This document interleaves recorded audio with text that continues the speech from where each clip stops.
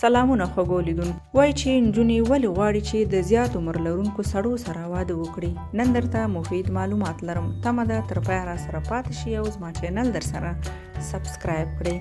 هغه سببونه چې پیغلی انجونی غواړي د زیات عمر لرونکو کسانو سره واده وکړي دا دی.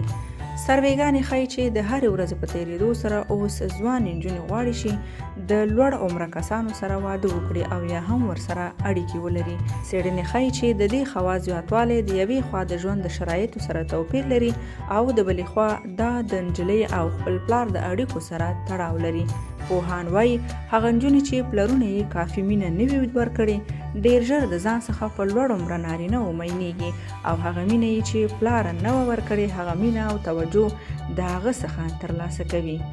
د ژوند د طرز په هکله بیا څېړنې وایي چې ځینې نجونې د مادي شرایطو له کبله غواړي د لوړ عمر لرونکو کسانو سره واده وکړي ځکه د دا ډول کسانو اقتصادي وضعیت ښه وي.